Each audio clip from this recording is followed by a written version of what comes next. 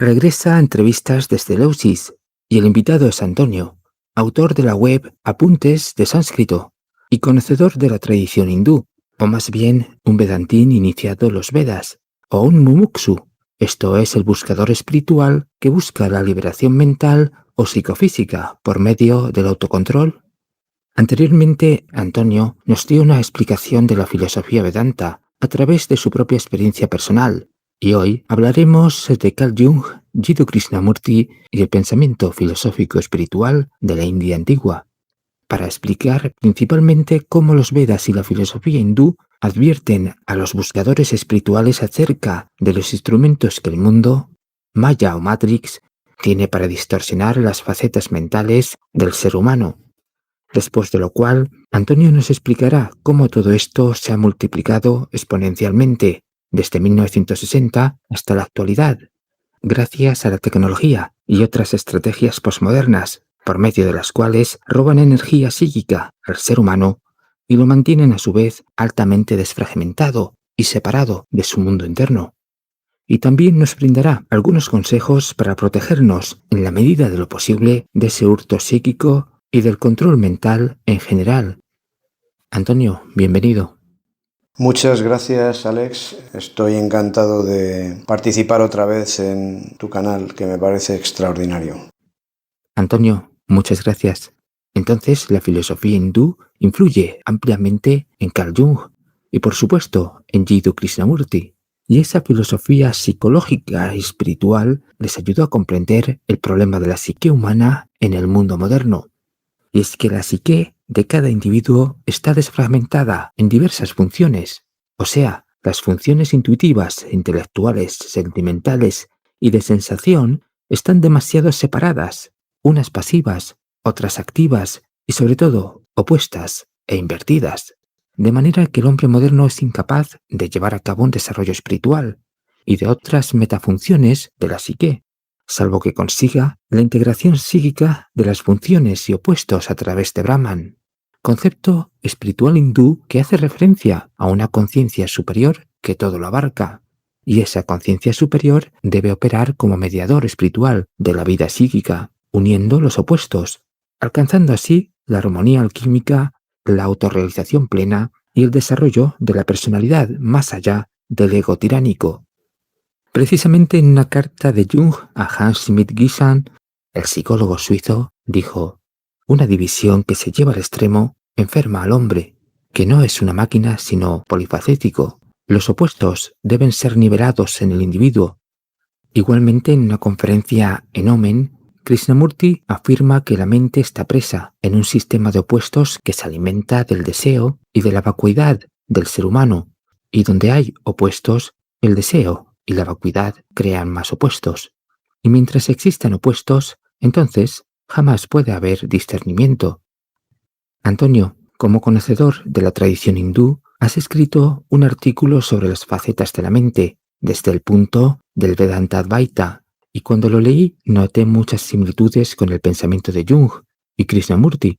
Por ejemplo, cuando escribes: lo deseable es potenciar buddhi, limitar manas y tener identificadas las latencias internas procedentes de chitta, para que, aunque afecten al ankara, seamos capaces de verlas y no resulten operativas. Potenciando buddhi se disipa la niebla mental producida por manas, chitta y ankara. ¿Puedes explicar buddhi, manas, chitta y ankara en correspondencia con el pensamiento de Jung y la espiritualidad de Occidente?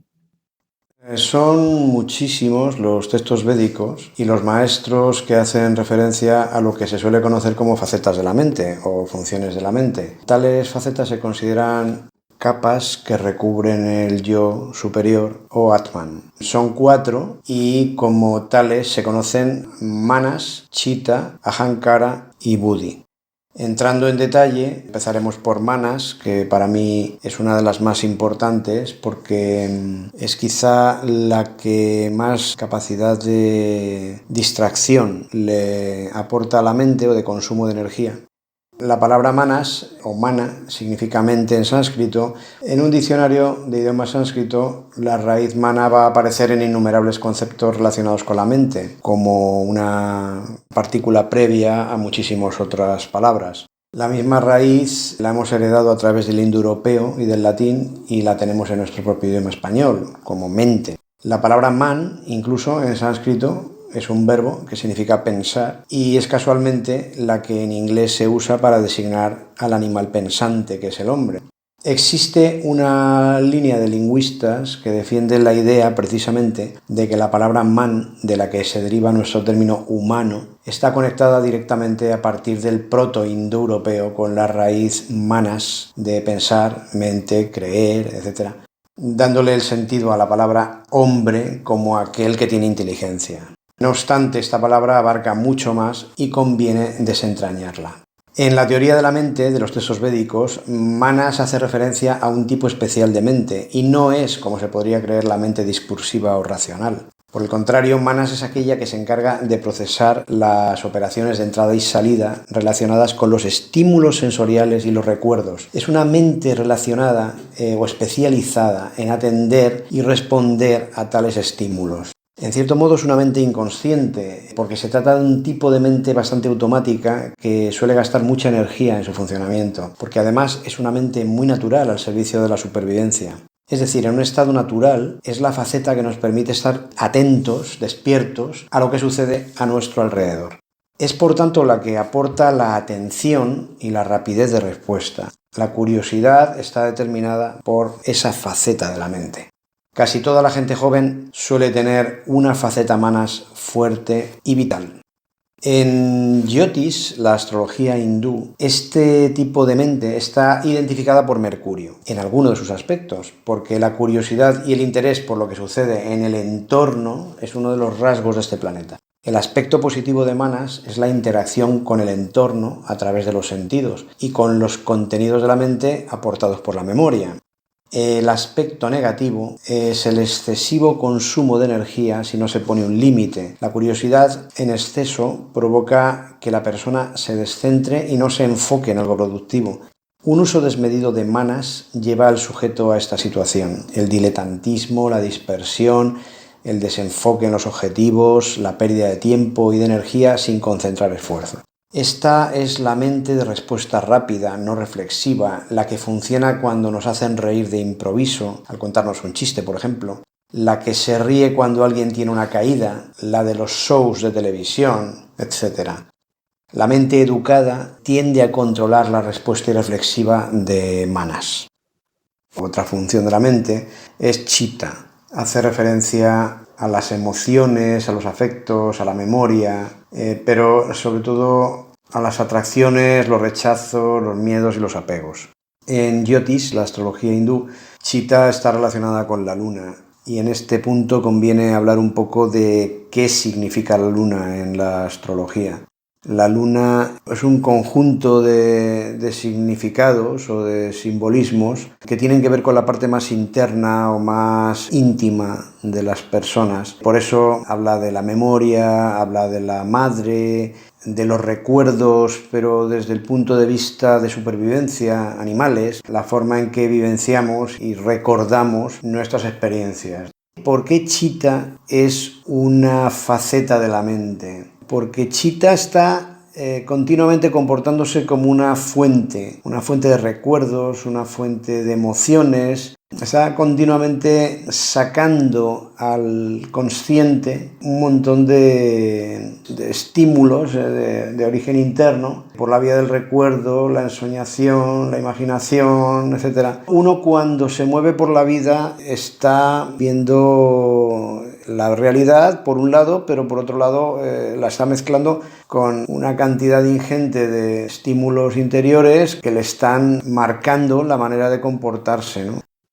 Así que manas, la que hemos hablado antes, la faceta anterior, procesa por un lado los estímulos externos que provienen de los sentidos, los de la vista, los del oído, los del gusto, los del olfato, los del tacto, y que constituyen la vía externa de estimulación, mientras que manas también tiene que manejar la vía interna proporcionada por chitta. Hay una doble fuente con la que tiene que manejarse manas. La gente está enviando continuamente hacia la capa, digamos, consciente los recuerdos que son en realidad los que al final le manejan la vida, ¿no? La vía interna de chitta es tremendamente importante. Como Chitta es una fábrica de recuerdos, es por eso por lo que será fácil que se repitan patrones y se construyan hábitos basados simplemente en la mera repetición. Otra de las facetas es el ahankara. Aham significa yo y el ahankara es el ego o la idea de uno mismo y engloba la idea del cuerpo con todas sus circunstancias, así como la idea de la mente y todas las relaciones con el entorno, las propias potencialidades, las propias limitaciones. Es una palabra que nos habla de la falsa identificación del sujeto, aham, con su cuerpo. Y a la vez nos habla de acción, kara, el yo que hace. Y también nos habla de coste de peaje o cárcel, es decir, de la parte negativa de esa identificación. Esta parte o faceta de la mente tiene su importancia por cuanto los pensamientos, recuerdos, etc., están teñidos de apego o aversión en función de la inseguridad. Tengamos en cuenta que la idea de uno mismo es siempre social, es decir, que es una idea que siempre se vive en función de los otros, ya sea para relacionarse, para competir, para colaborar o para enfrentarse. Por tanto, ahankara será la parte de la mente que, si no tenemos cuidado, provocará separación con los demás. Será ahankara la que construirá asociaciones entre las impresiones inconscientes de chitta, que hemos hablado antes, y nosotros. Identificará los recuerdos con el yo ideal. Identificará cosas como no soy querido, por ejemplo, en función de las latencias inconscientes de la infancia memorizadas en momentos de abandono. Si no somos lo suficientemente despiertos, manas capturará esas identificaciones y las usará para construir nuestro yo temporal. Por otro lado está buddhi, que es la cuarta faceta de la mente. La palabra buddhi en sánscrito significa alerta, despierto, inteligencia, iluminarse, comprender, discriminar, etc. Hace referencia a una mente despierta o al intelecto discriminativo. Es otra de las facetas y es la mente que toma las decisiones, o al menos debería hacerlo. De las cuatro facetas, buddhi debe ser la que controle a las demás. Aquí la palabra es no controlar, sino coordinar. Y eso es lo que debería hacer buddhi.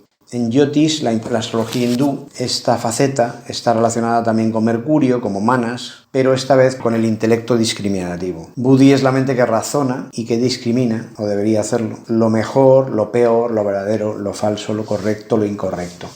Entonces se puede decir que buddhi sabe mientras que manas duda. Comparándolo con Krishnamurti, este nos dice que el problema radica en la mente. Primero, la mente tiene un centro, y es el ego. Este nubla nuestra mente, la mantiene ocupada en creencias, opiniones y miedos, y entonces la mente se vuelve parlanchina, pesada y destructiva. Por eso, Krishnamurti nos dice que la mente debe cambiar, debe perder su centro, debe dejar de alimentarse del sufrimiento y de los problemas. Así que la mente debe trabajar el silencio y la atención. Segundo, la mente es pensamiento y toda la actividad del pensamiento es separación, fragmentación. Así que una mente fragmentada vive en los símbolos, las palabras y los prejuicios, por lo que es imposible una percepción directa, inmediata y completa del mundo real, salvo que el observador disciplinado se observe a sí mismo en silencio hasta alcanzar la comprensión del mundo real. Tercero, la mente está condicionada por diversos estados mentales, ya sea por factores hereditarios o por adoctrinamiento cultural, ya sea a causa de la tradición, el tiempo, el conflicto de opuestos, la educación, etc. Por eso, cuando se alcanza un elevado estado de conciencia, no puede existir una mente fragmentada, separada o dual.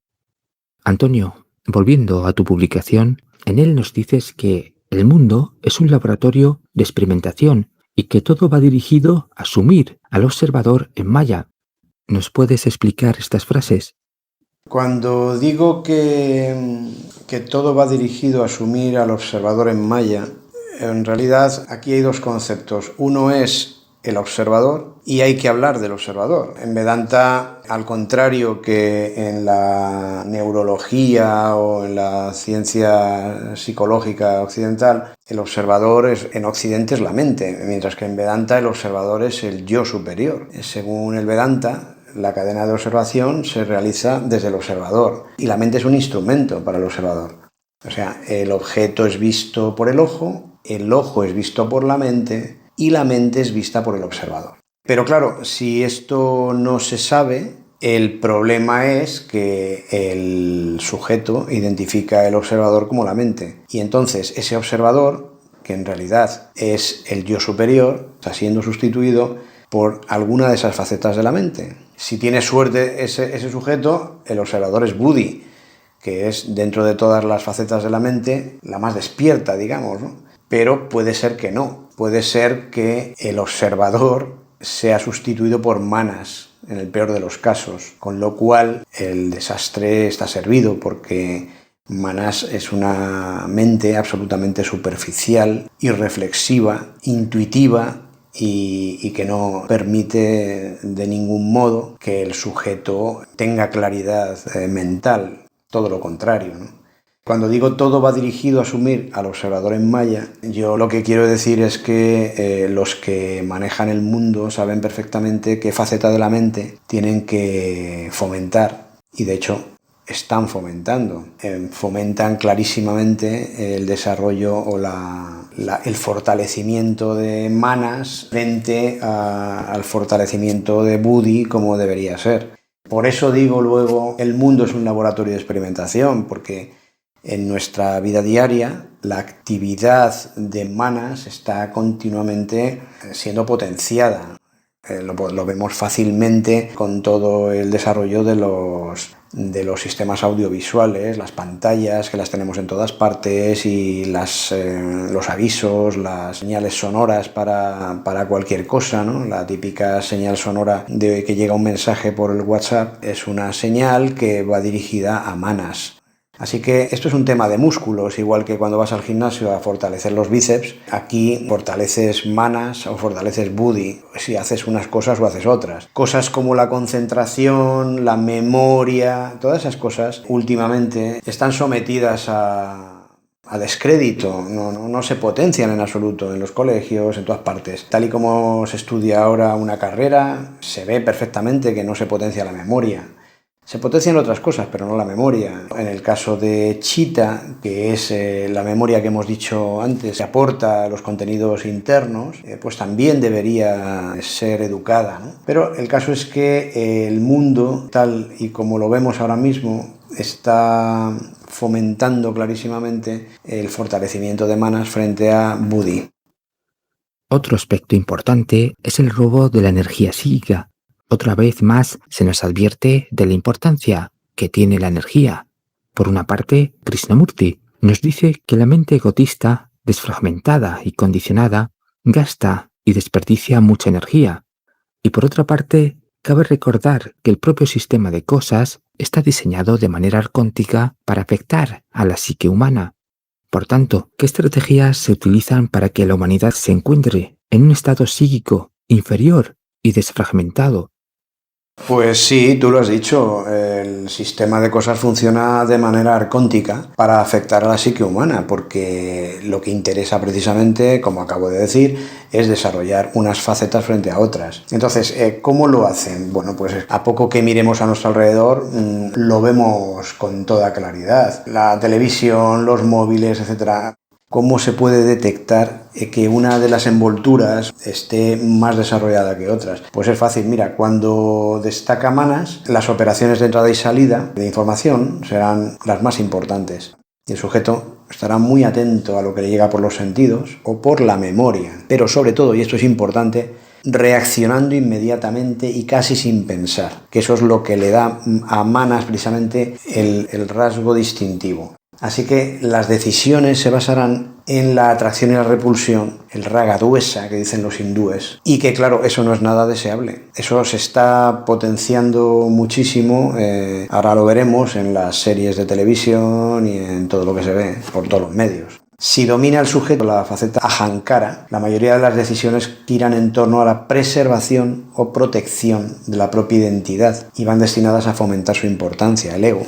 Cuando buddhi es la faceta más importante, la mayoría de las decisiones se basan en el intelecto puro. ¿Qué ocurre? Que está bien tener un buddhi fuerte porque es una mente despierta, pero cuando solo existe buddhi, el sujeto es un psicópata porque será exageradamente intelectual y un tanto descarnado, poco afectuoso, frío. Y por último, cuando chitta domina, entonces todas las acciones se basan en recuerdos, en necesidad de cuidar, en afectos. Estas personas realizan acciones que son necesarias para la sociedad, la familia, el medio ambiente, pero no por deseo personal, o sea, se dejan llevar por una faceta excesivamente desarrollada de cuidar a los demás, que está muy bien, pero al final es un excesivo sentimentalismo y no puede ser así, desde mi punto de vista. ¿Qué medios utilizan ellos para conseguir esto que estamos hablando del desarrollo excesivo de manas? Pues mira, la televisión es uno de los más importantes. No sé si te has dado cuenta que en muchas ocasiones los anuncios, los programas de televisión hacen un uso excesivo de cambios de luces sincopados. Eso es importantísimo. La televisión te hipnotiza y eso es precisamente lo que hace manas, quedarse hipnotizada. Los programas que exciten las pasiones, el deporte, los anuncios o publicidad en la calle, siempre hay una pantalla en la que poner la mirada. Ahora en los autobuses hay unas pantallas también que te mantienen con la mirada ahí puesta y pasas el viaje mirando mensajes o mirando imágenes que cambian. El móvil, por ejemplo, es una forma excepcional de tener a manas entretenida. Los avisos sonoros de las aplicaciones, las redes sociales. Hay redes sociales que tienen su función. Por ejemplo, Twitter es una red social que está pensada para la respuesta inmediata, no pensada. Hay otras redes sociales como Instagram que sirven para tener a manas entretenida con imágenes atractivas y aquí hay dos papeles, el de que pone las imágenes y el del que las recibe. Las series de Netflix y otras plataformas que además de exagerar las emociones, es decir, chitta y el ego, las atracciones y repulsiones, el raga dvesa, no se enchufan a la pantalla durante horas y tienen a manas trabajando continuamente. Los videojuegos son una industria dedicada exclusivamente a manas. El porno y el erotismo, las aplicaciones de citas, las luces de Navidad, simplemente las luces de Navidad, vas por la calle y el estímulo visual te atrae. En fin, todo, comida, la bebida. ¿Qué formas existen para liberarnos de manas y por extensión del control mental? Lo primero que hay que dejar claro es que manas es parte de nuestra mente y como tal nos resulta vital poder disponer de ella. Como ya he dicho, manas nos permite sobrevivir en el entorno y proporciona la respuesta rápida ante sus estímulos. Pero hay que tener cuidado de que no trabaje en exceso y sobre todo que no lo haga con cosas inútiles. Hay que evitar la excitación externa de los sentidos y la interna, la que viene de la memoria, es decir, de chitta. Si este filtro no se aplica, es cuando desarrollamos en exceso manas. En Vedanta, esto se llama Indriya Nigraha y Mano Nigraha. Indriya Nigraha es la restricción de lo que viene por los sentidos y Mano Nigraha es la restricción de lo que viene por la mente, por los recuerdos. A todos nos pasa continuamente. Cualquier objeto del exterior en el que pongamos atención genera un apego en forma de atracción o rechazo. Esto se conoce como raga dvesa, atracción-rechazo. Siempre se produce una de esas dos situaciones al fijar la atención en los objetos y esto genera deseos, kama, que si no se satisfacen provocan ira. Estas dos vías pueden experimentarse en el día a día mediante el karma yoga y con las experiencias del trabajo, las cosas cotidianas, el trato con los demás, etc. Ahí es donde tenemos el mejor laboratorio de entrenamiento. Es decir, restringir aquellas cosas que sabemos que nos hacen daño, como por ejemplo limitar lo que nos entra por el móvil, limitar lo que vemos por la televisión, filtrar las conversaciones que nos pueden llevar a la ira, al malestar, etc. Eso es Indriya Nigraha. Restringir aquellos recuerdos que nos producen emociones negativas y nos desestabilizan mentalmente, en no poner atención a los pensamientos que nos vienen de forma inconsciente y que nos resultan dolorosos, atender solo a aquellos pensamientos constructivos y que nos fortalecen, eso es Mano Nigraha. Usando estas dos vías, iremos consiguiendo estabilizar nuestra conciencia y evitar que la mente esté sometida a factores de desestabilización. Este es un tema muy importante hoy día porque hay muchas vías de distracción. Aunque no lo pensemos ni seamos conscientes de eso, estar continuamente recibiendo información por todas las fuentes que actualmente están a nuestra disposición produce embotamiento mental y confusión. La mente humana tiene un límite y hoy día es fácil llegar a ese límite. Por eso se impone hacer un autocontrol de cuánta información nos llega y de qué tipo es. En resumidas cuentas, evitar que la mente colapse y que nos controlen mentalmente se consigue mediante trabajo personal, autocontrol mental, ejercicios de concentración, visualizaciones y sobre todo limitando el uso de pantallas y de móviles. Esto claramente es potenciar Buddhi frente a Manas. Antonio, muchas gracias. Hasta la próxima.